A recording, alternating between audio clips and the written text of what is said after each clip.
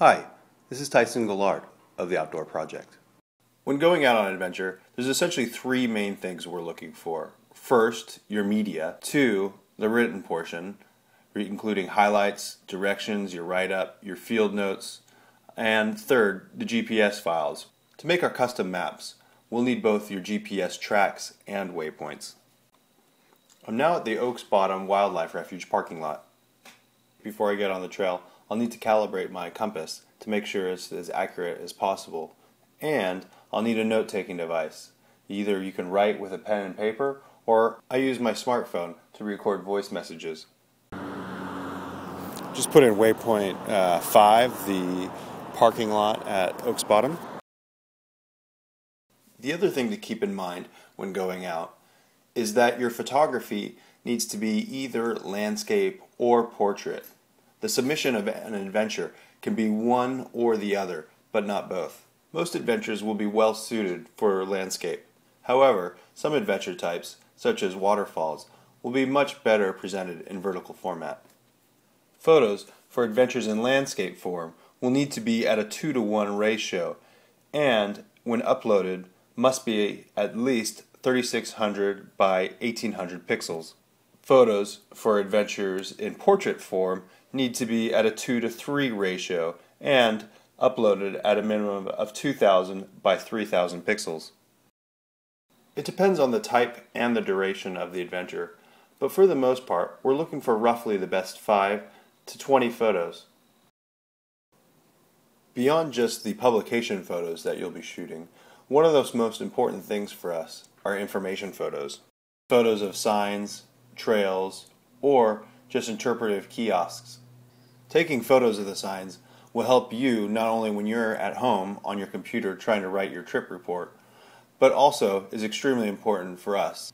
Most hikes and parks will have maps at the trailhead. This will take a lot of the guessing work out for our map makers.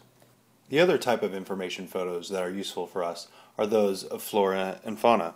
We're currently using these photos to compile an impressive library of both the flora and the fauna that people will be able to later use on the website for plant and species identification.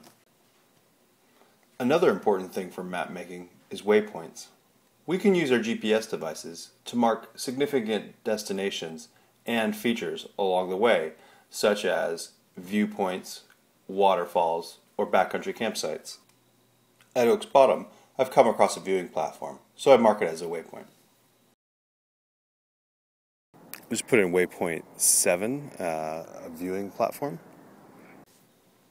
Marking these waypoints and making corresponding field notes are what will make our maps interesting and much better than the competition's. In terms of GPS data, I've just plugged in my Garmin device into my computer. Once in the GPS, I'm going to search for the GPX folder because that's where the tracks and waypoints are both stored. Once found, I'm going to copy them and place them on my hard drive. Using Google Earth, I can view my GPS files. Simply by going in the upper left-hand corner and pressing open, it's looking for KML and KMZ files, so I'll have to switch the toggle so that it searches for the GPX files. First, I'll open the tracks. The first thing you'll notice as we zoom into Oaks Bottom are the bright blue lines. They represent the tracks, essentially everywhere that I walked.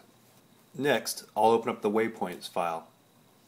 I may have to play with Google Earth's time-lapse scale just to make sure that all the waypoints and tracks show up.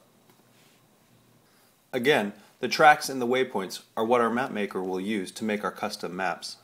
Here, for example, waypoint 6 represents where I turned off the paved trail to get onto the gravel, and waypoint 9 represents a great viewpoint.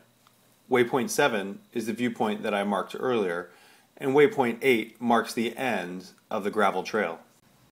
All the important information that the map maker is going to need, I've written down for them, such as waypoint 5 is the parking lot and trailhead, waypoint 6, the gravel trail intersection with the paved road, but it also has a sign that reads, "No bikes, dogs on leash only, Oak Bottom Bluff Trail." Normally maps won't get created until all of your content has been submitted, but I wanted to give you a look at what our final maps will end up looking like. The tracks have been converted into trails, and the waypoints have been converted into icons that match my field notes. Overall, the maps will be a major cornerstone of the business, and their quality and accuracy will have a significant role in the success of the outdoor project.